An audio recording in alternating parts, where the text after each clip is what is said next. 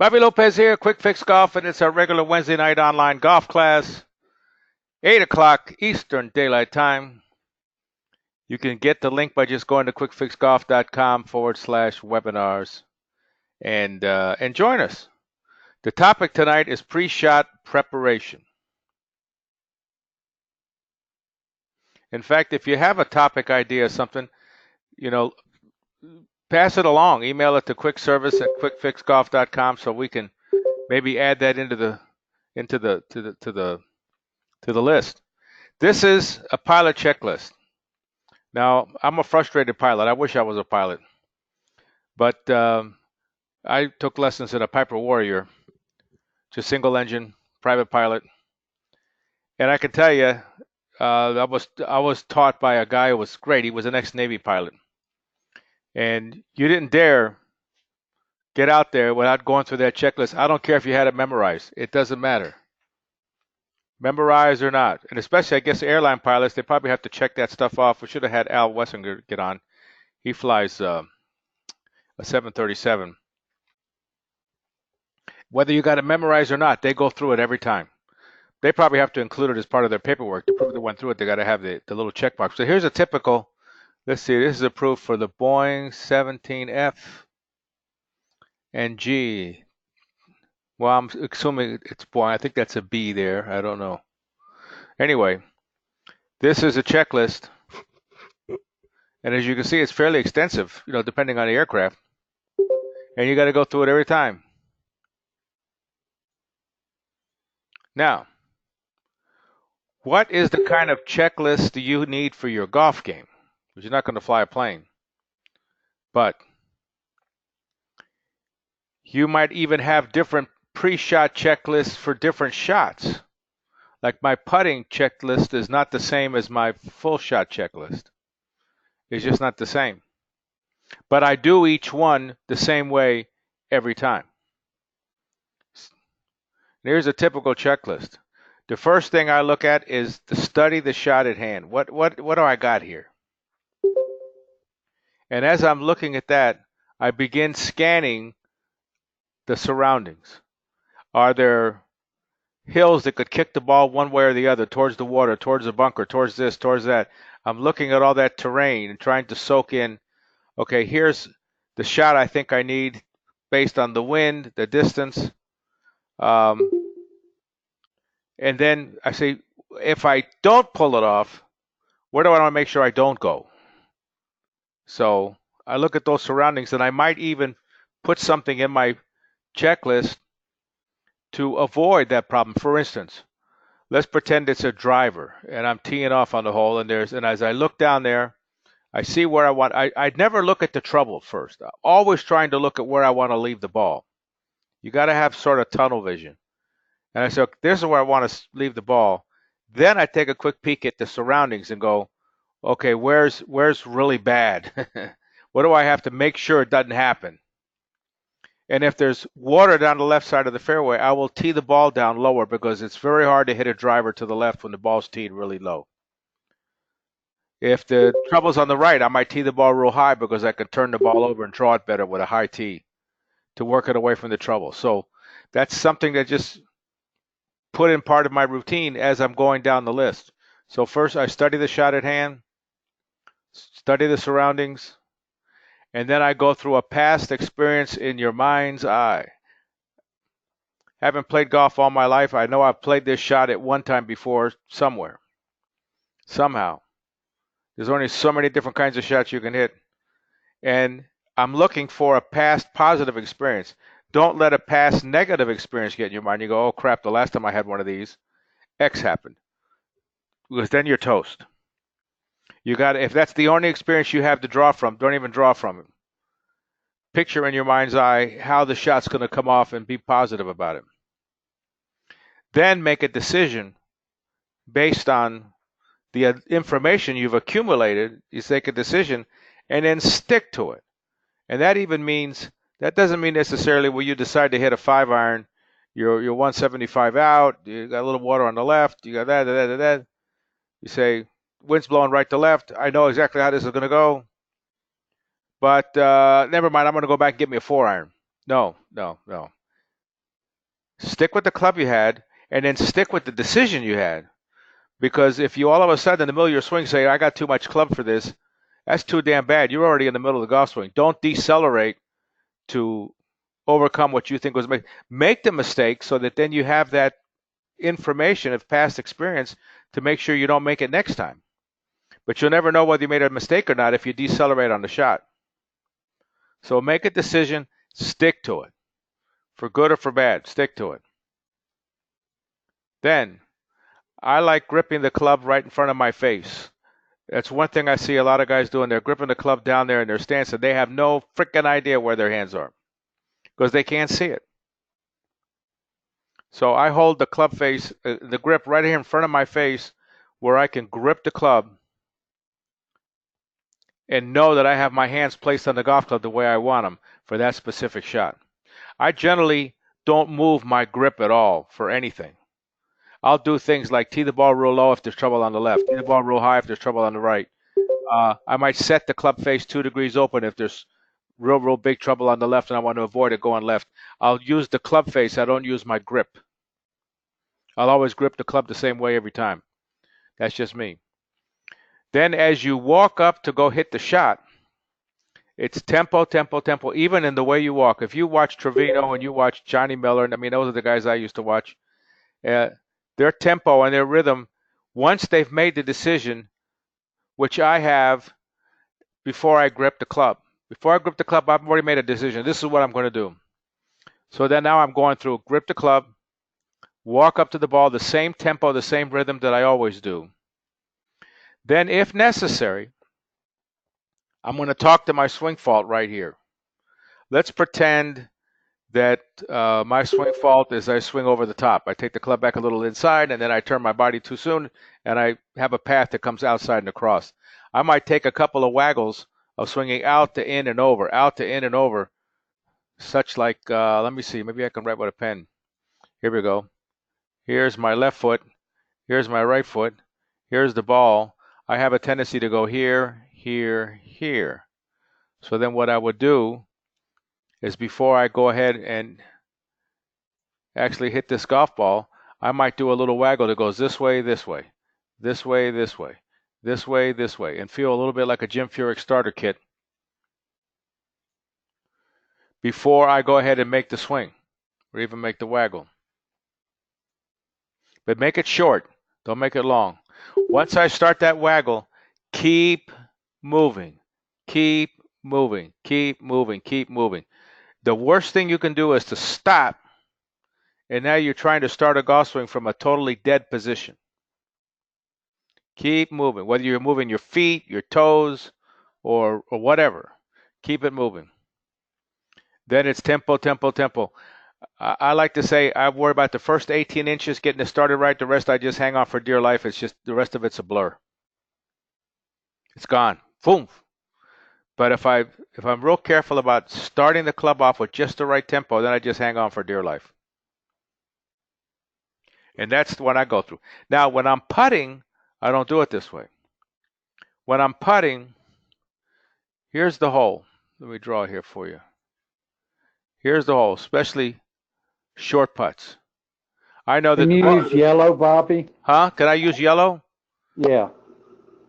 Okay, hold on. Give me some off your back, will you? Never mind. Let me see if I can get some colors. Oh, God. There's another webinar down the tubes. You got that right. Now, hold on. Wait a minute. Attendees can draw. No, nobody else can draw. Let me say what. I can't. It doesn't show different colors anymore. Okay. Well, hold on. Wait a minute. What's this? That's a spotlight. Oh, well. You can't see the black? I can see it. Let me see if, no. That's funny. It used to be you could pick colors. Mm-hmm. No?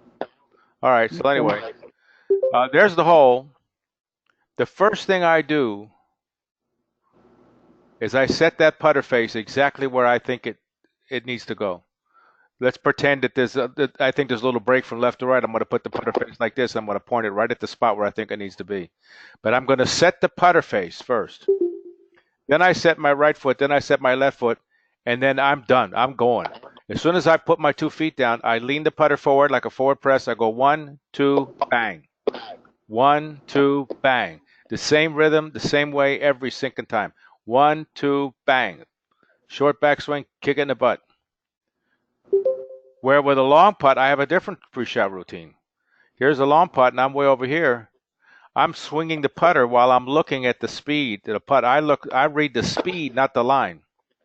The line I look at secondarily, but I look at the speed, and I'm swinging the putter, and I'm trying to judge the speed of the tempo of the putter to the speed that I want the ball to go.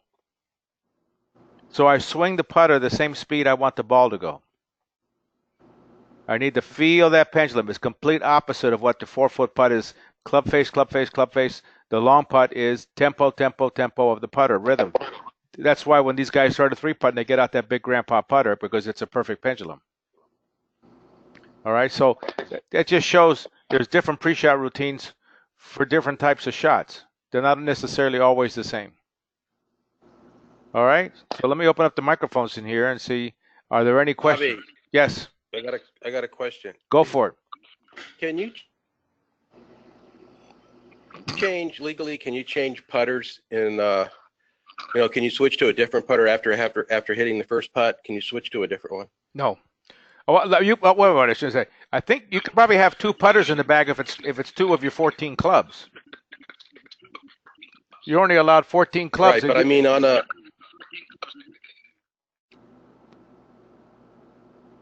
What I mean though is, if you putt already on a hole, you putt the first time, you miss it. Can you switch putters with a different putter to hit the second shot? I think you can if that second putter was in the bag in the first place, and you're not over the 14. Okay, and you're not over the 14 club limit. So okay. If a guy's going to carry 2 putters and he sacrificed his 5-wood, for instance, he says, "I'm not going to take a 5-wood. I'm going to take 2 putters." I don't think there's anything wrong with that. Okay, well, the reason I asked is because I have this face-on putter that I like to use for long shots, get me close, kind of lag it up really close, and then for the really, within 3 feet or so, I switch to a shorter putter. Is that legal? Yeah, what Kuchar does is he takes 1 putter and turns it into 2 putters. He's got that long putter, and he holds it onto the end when he's putting a long putt, and then when he's putting a short putt, he puts it up against his forearm and holds it there, which I think should be illegal,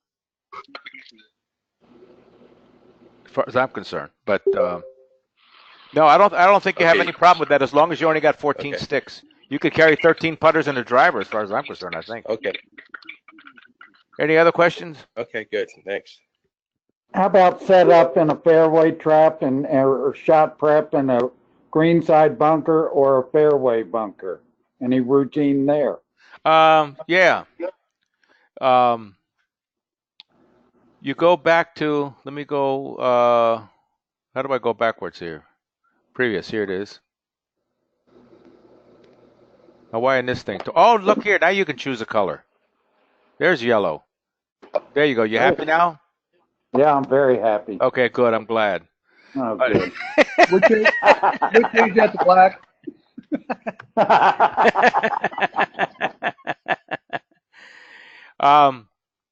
When you're looking at reading this, let me see if there's even one previous to that. What am I? No. Actually, I have to click off all the. Here you go. When I'm studying the shot at hand, so that's first. It's the same process. And what am I going to study if I'm in a fairway bunker? What's the lie like? What's the sand feel like once I walk on it? You can't go, making tests or anything. You can't take a piece of it, send it to Virginia Tech to have it tested. You can't go, smooshing around with your feet. But you can get an idea. And then I'm looking at that front lip and see, is there something I need to get over? And I'm looking for landing areas. Where do I want to leave this ball? Can I get it all the way to the green? And if I can't, okay, then where else can I leave it? So you got to make all those decisions. Then once I get in the bunker, I move the ball further back in my stance, closer to my right foot. I choke up a half an inch. And I usually use one more club than you normally would for that distance. And I really concentrate on making contact with the ball first. Okay. Because if you hit behind the ball, you get any sand between you and the ball, you're done. Uh-huh. Ball back a little bit, extra club. Yeah, Okay. move it back on your stance because you don't want to hit it fat under any circumstances. Mm-hmm. And I take more clubs, so I'm not really pressured to make as hard a swing as I can make because, especially a big guy like you, Paul, if you're in a bunker and you have an leveled area to swing from, you start Right. swinging as hard as you can, turning your body and everything. You're moving around in that sand.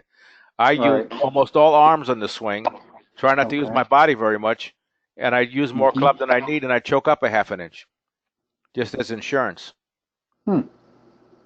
It hits somewhat of a punch shot, but Mm-hmm. you got to get the ball first. That's the important part. Okay. Any other questions? Good.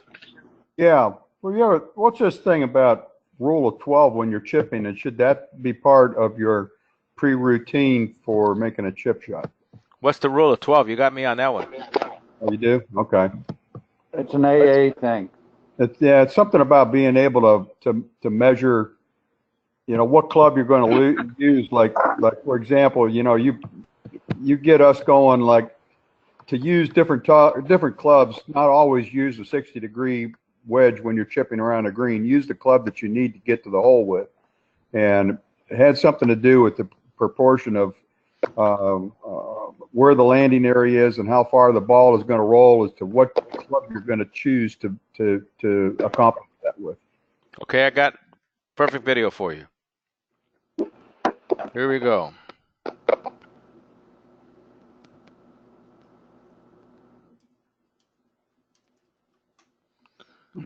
You go right here. Here's the video you want right there. Great video. Got all these stinking commercials. But I put in there, my name, Be Better Golf, short game, how to get up and down. Okay.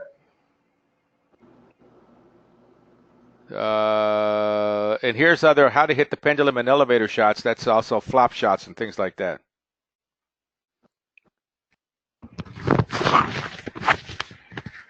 All right. That'll Thank you. Any other questions?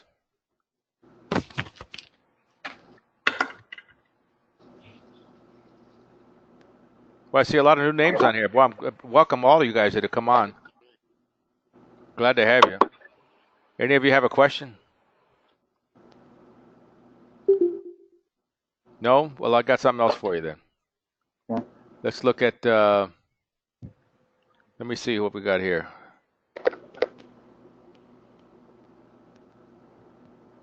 This is not done yet. But I wanted to be able to show you guys tonight so that you could put in your 2 cents. This is the new website.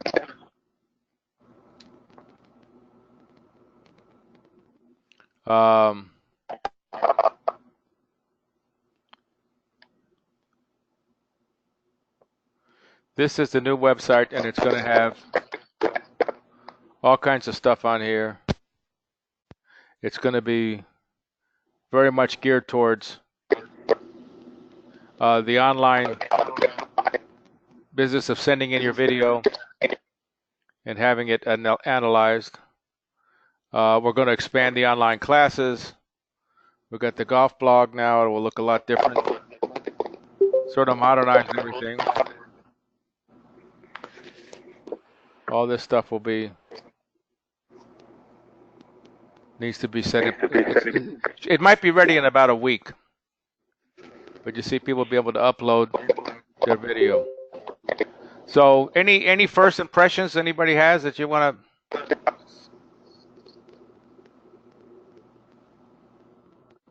Don't all talk at once now. I have something, Bobby. Go ahead. I've got something for you. Have you thought about maybe making something in just a section just for seniors? That's a good one. That's a good one. Okay. I'll tell you what we could do. That's a good one. Where it says men, we could put a men and then seniors also. Well, when you get to that page right there, you click on here.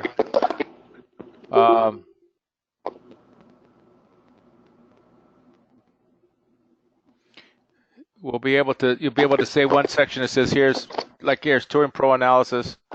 Then there's that's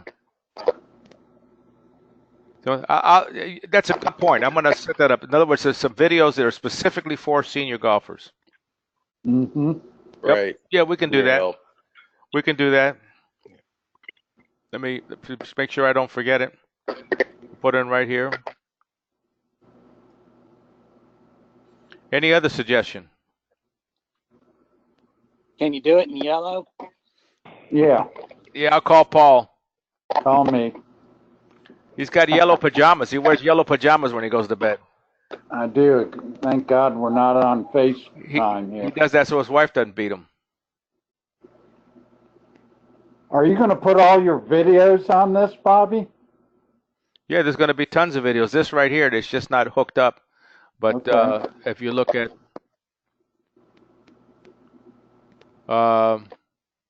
wait, Madon, where'd they get that picture? Oh, that's better. Let me see now here.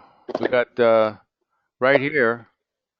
This is just not finished yet. But if you click on this, you see those are all videos. They just don't have the link set up.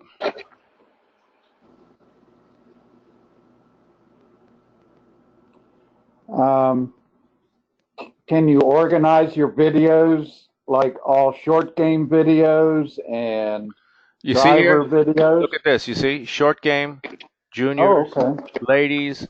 And we're going to get real strong with a lefty section because the left-handers really just don't have any. They get no Okay. respect. Oh, I see. Okay. Any other questions?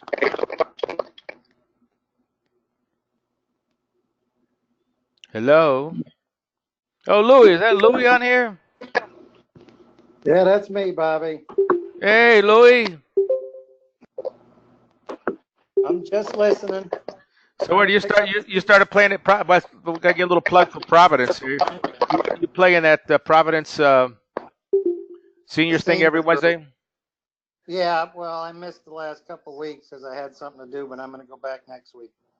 Uh-huh. Bill Williams, the putting section, short game. It'll be under the short game thing right there. Yeah, Louis, I've known you a long time, man. I've known you almost up from when I moved here. It's almost 30 years. 20, it's a little over 20. For you, 20. For me, 30. I started in 1990. Yeah, I'm one of your original students. Well, it was good to see you the other day. I hadn't seen you in a long time. Yep, I'll be down. I'll be trying to make those Wednesdays. It's good. It's good to see you. You still talk to me. So. Let me see. Hold it. We got some stuff in the chat room here. Bobby, no microphone. Go back to walk up in tempo, tempo, tempo. I play golf fast. Help me understand right from wrong. Okay, good. That's a good question. You can just put a question in the chat box. Here's the thing. Your tempo and your rhythm has to match you. There's one reason why I think just Jordan Spieth was starting to have some trouble. From what I heard, he stopped using the same pre-shot routine he always did. He used to move, and then he would bend his knees and then go. So it's vitally important. Maybe the old codgers of the old days. I'm going to try and pull one up here. Watch here, Billy Casper.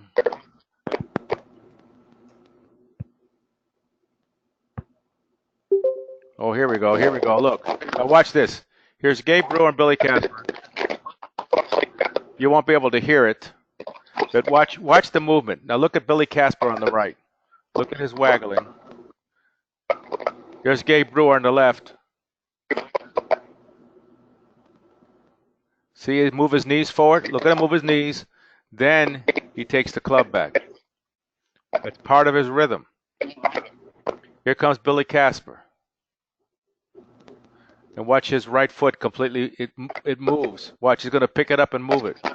See that? See how they had a lot more movement in the old days. And their swings. So your tempo waggle and everything has to sort of match what you do. If you look at this now, here's a funny story. I was there that day they filmed this. I was there, and a bad thing happened to me when I was there. I skipped school. I was in high school. I skipped school just to go see this. It was at Doral, which is in Miami. And we used to call Gabe Brewer Whirlybird. You'll see why in a second. Wait till you see his swing go up. Wait till you see his backswing. Look at this. What a mess. Ay, marón. Look at that. Oof. It's terrible. Wouldn't get away with that today. So, I forgot what hole it was, number 5 or 6 or something. I looked across the green and who was there but Mr. Spreen, the dean at Miami High. He caught me. Of course, he skipped work to go. But look at how well he recovered on this downswing. Look at this. Watch this. Look at where he is. This is Gabe Brewer. Now, see that? Look at that. He completely reroutes it to perfect plane. You know, the old guys, they were good at rerouting things and putting them back where they belong at the last minute. Any other questions? By the way, that day, Billy Casper beat Gabe Brewer, and Billy Casper was hooking the ball all day. He hits these low roping hooks. And when we got to number 18, there's water all the way down the left. The old Doral 18. It still is, but it was worse. And I said, he's got to hit these in the water. I mean, I'm tired of watching this low roping hook all day long. And sure enough, he hit his tee shot in the water, dropped the ball, and when he made his shot at the green, he knocked that one in the water. So he made a double bogey in the last hole and still shot 69 or something. Wow. Yep.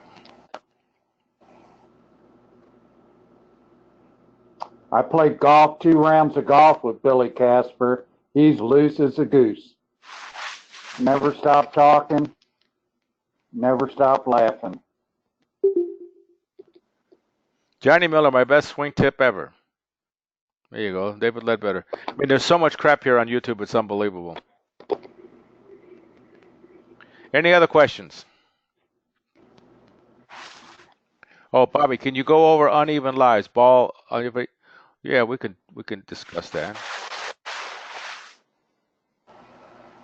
Can you go over uneven lies?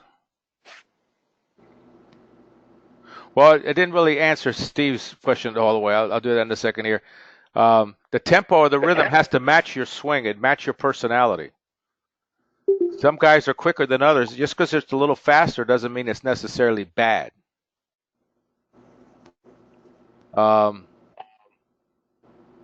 Sometimes, you try and take the club back too slow, and it makes you worse because it just doesn't fit you.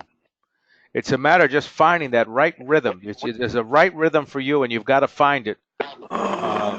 It's the only way you're going to find it. You look for it yourself and try different rhythms. There's a perfect swing where all of a sudden your rhythm gets just right. And I think that if your rhythm and your tempo is working right, sometimes it'll overcome a lot of mistakes. Now, can you go over uneven lies? Yes. Let's pretend. Let me kill these microphones again because there's all this feedback. Let's pretend that here's the ground.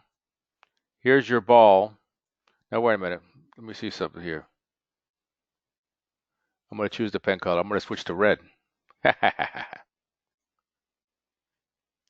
Here's the ground. Here's your ball. So the ball's below your feet because you're going to stand here and hit it.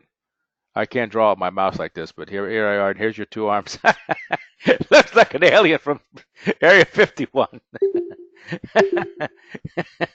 Anyway, I make sure I bend my knees a lot.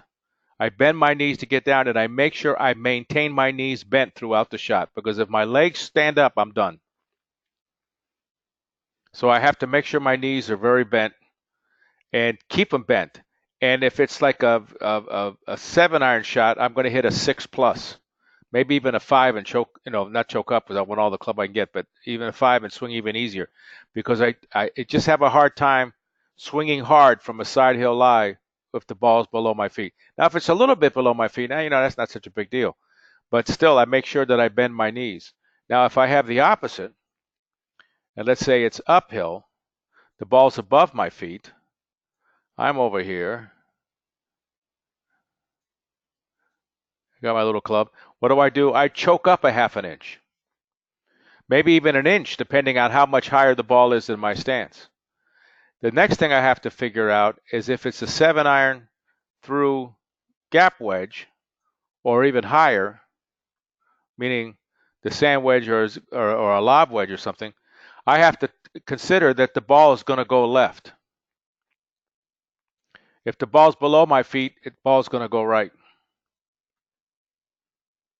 How much each? It's going to be different with every club. The more loft, the more offline it goes. So a 4-iron won't move offline very much, but a gap wedge will move offline a lot. All right, so one of the things we have both at Myrtle Beach now as well as at the Richmond location, I've got this 360 thing. I'll show you here. You can come take a lesson on it, or you can use it if you're one of our members. Where's the private lesson thing? This is the old site. You'll see it.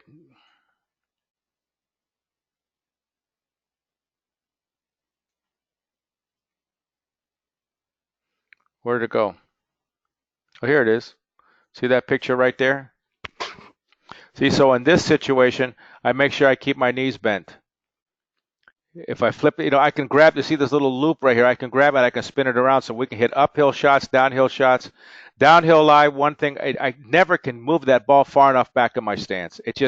I just finally convinced myself, screw it. It's going to be almost back to where my right foot is, and that's all there is to it. It looks like that to me. It might not actually be there. But I have a hard time with the downhill lie, and you got to realize the club's going to be the loft, so your 8-iron is actually almost a 6-iron depending on how much downhill you are.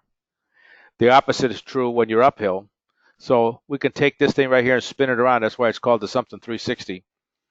And spin it around so that we can hit uphill shots, downhill shots, side hill. And I found this to be helpful, not just with the side hill lies, but like somebody who, for instance, is on their toes too much, coming off their heels and leaning into the ball and shanking. I can flip this thing around the other way and make it a side hill lie this way, and gets them back on their heels, and they stop shanking. So it has other uses besides just side hill lies. So does that answer your question? Any other questions? How about downhill lie, uphill lie? I just said that. No, you said side hill lie. No, I mean if you're. I just said if a downhill lie, you got to move the ball way back in your stance. Oh, okay. I'm sorry. Got That's you. right. And the uphill lie, you move it forward in your stance. Okay. You got to realize on the uphill lie, you're adding loft to the club, so your 6-iron is going to actually react more like a 7 or 8-iron. And the opposite is true on the downhill lie. Your 8-iron is going to act more like a 7-iron.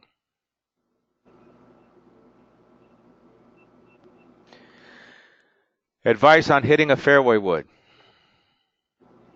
from the old goat. I can tell you one thing. A lot of guys today are getting rid of their 3 woods and going to a 4 wood. And it makes sense. A 3 wood, for the most part, will have 15 degrees worth of loft. If you don't have a really good lie with today's golf ball, you won't hit the ball high enough. That extra 2 degrees, it's just 2 degrees, but it means a lot. Of a 4 wood at 17 degrees will get that ball launched a lot higher, and you can hold the ball in the air longer. You'd probably hit that 17 degree further than the 15 degree. A 5 wood would be 19 degrees. So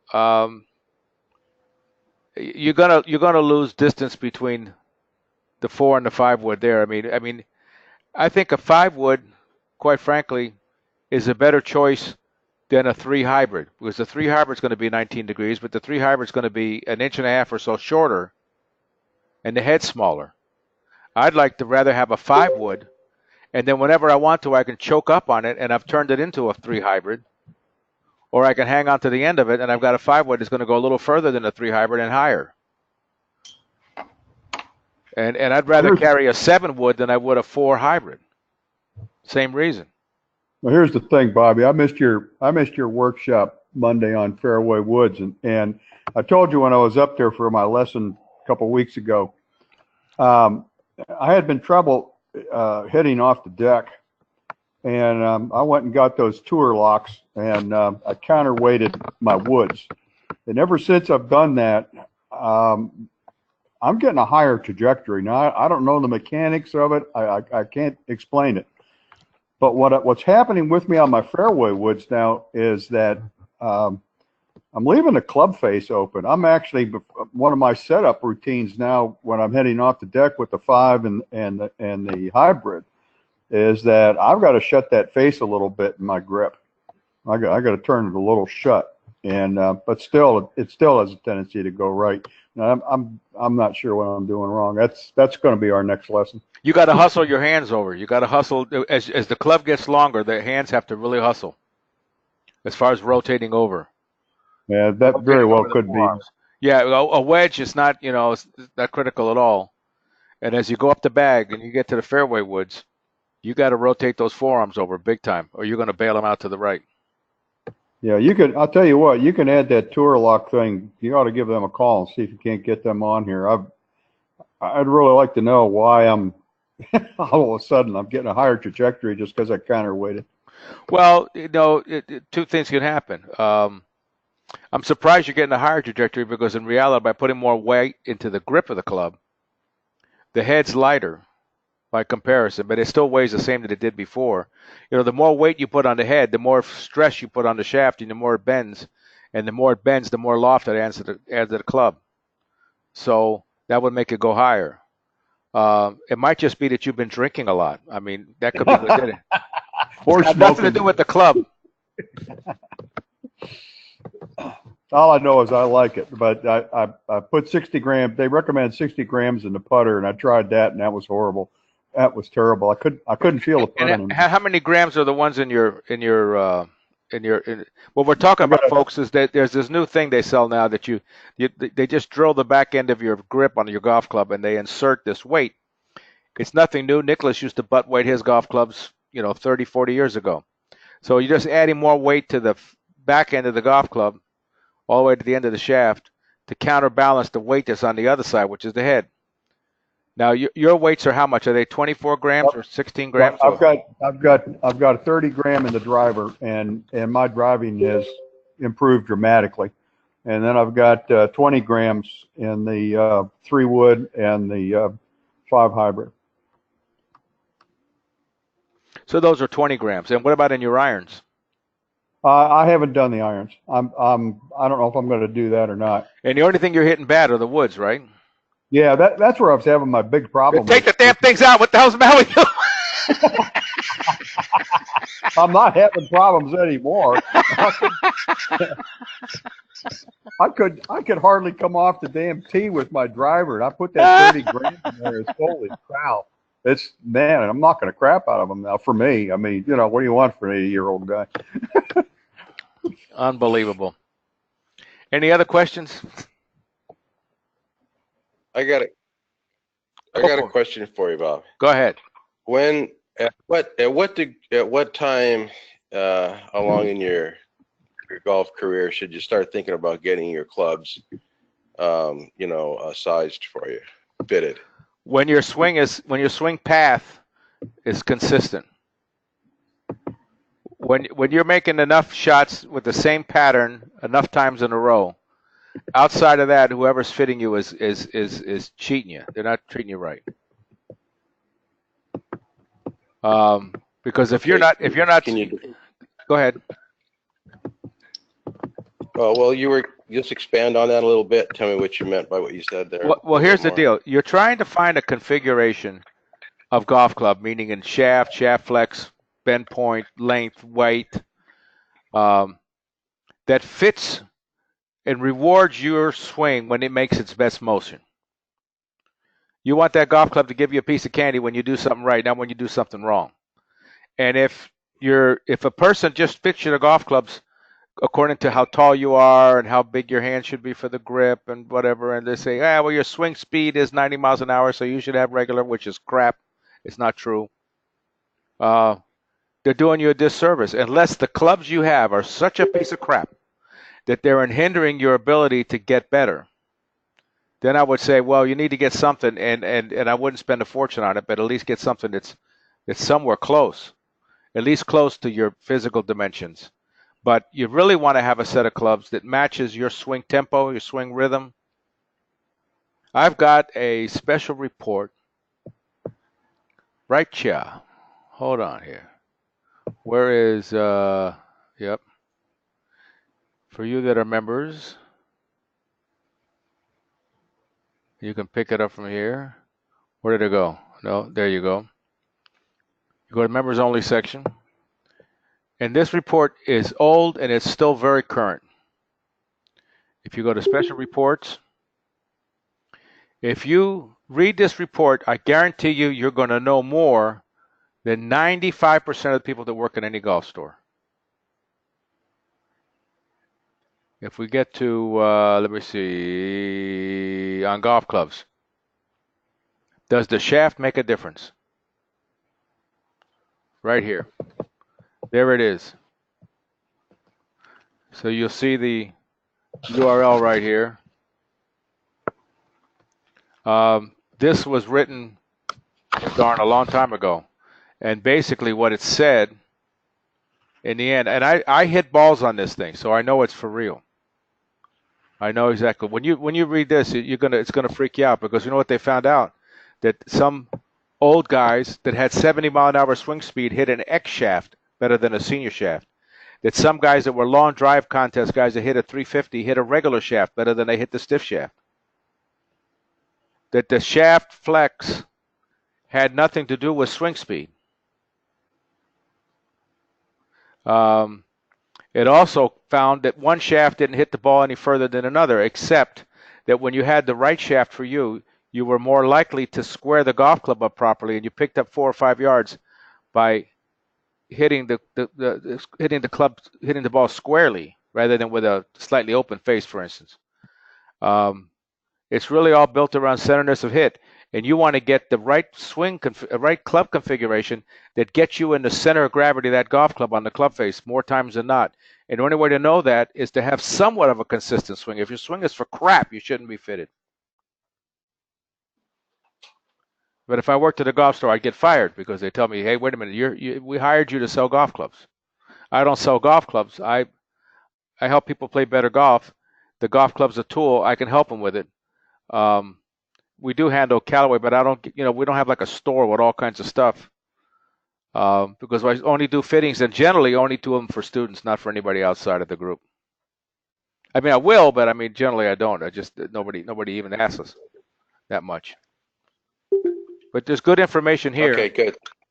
Right here, there's some good stuff here. Should I reshaft my golf clubs? I'll tell you, I gave advice to a guy the other day. He brought his son, nice guy, nice kid. And he said, what should I do? I says, I'll tell you what you do. Get on eBay and find a set of blades. Most of you are probably dropping your computers right now. Find a set of blades, a good set of blades. If you can't find, just send me the link and I'll look at them for you. But get yourself a nice set of forged blades. Then we'll buy some shafts and shaft them sort of with whatever it looks like now. And it doesn't have to be an expensive shaft. I mean, I got shafts like the Shadow shaft. You can find those for $4 a piece. So we'll put in a nice shaft that's easy to hit, soft. After the first year, maybe a year and a half, as he's taking lessons, he's getting better, we're probably going to yank those shafts out and put other shafts in. Because they're forged, we can bend the lie angle. So as he gets taller, because he's going to grow, you can bend the lie angle. So this way, you're not buying a new set every year. Plus, he'll learn to be a much better golfer by playing with blades instead of playing with one of these tin cans they have out there. And if you look on tour, you see an awful lot of players still playing with blades just for a reason. So as Ray Floyd used to say, I think you hold back your full achievable ability by not playing with a blade in the first place. So that's what I would do for a kid. And you could probably pick up a decent set of blades for $75 because people think they can't hit them. I still play with a blade. Yeah, I can go get the Callaway Rogue that we have, and we've sold them to several guys. And I'm telling you, you knock this. I mean, that club's 2 clubs longer. I got to hit a 5-iron to hit where I can hit a 7-iron with the Rogue. It goes further, but I don't think you might necessarily be as accurate. Plus, you end up having to buy 50 wedges because your clubs are so strong. Now you need more wedges. Nothing wrong, but for an older guy maybe. But I mean, I'm only 69. I ain't old yet. I was supposed to draw laughter. Ha ha. Ha ha ha. Any other questions? But now we'll call it a night. Great night. All right. Website looks good, Bobby. All right, gang. It was a lot of fun. Thanks, Bobby. We're going to try and have a special guest next week, and I think we're going to do it live from a cigar shop. Are you gonna have Jimenez there? Who? Nice.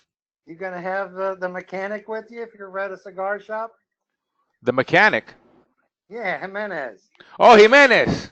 No, he's not doing very well this year. Neither is Gene Sowers. I'm surprised he hasn't called me. He didn't want to. But Jimenez isn't doing very well. My buddy Derek is caddying for Woody Austin. Woody Austin's doing pretty well. How's the caddy, your friend, doing? Who, Derek? Yeah, That's what I'm saying. He's caddying for Woody Austin. but is he playing? Isn't he still trying to play? He's sort of pretty much given up on that. Mm-hmm. I know Okay. he's never home. His wife's ready to kill him. He's got like 2-3 kids. Uh-huh. As it is, he's hardly ever home. He lives over there in Pinehurst. We went over there to see him a couple of weeks ago. On the 1 week they were off from that Pinehurst is a nice. The little Pinehurst village is pretty nice if you haven't seen it. Mm-hmm. I want a caddy for you, Bobby. Just one last hurrah. There you go. You got it.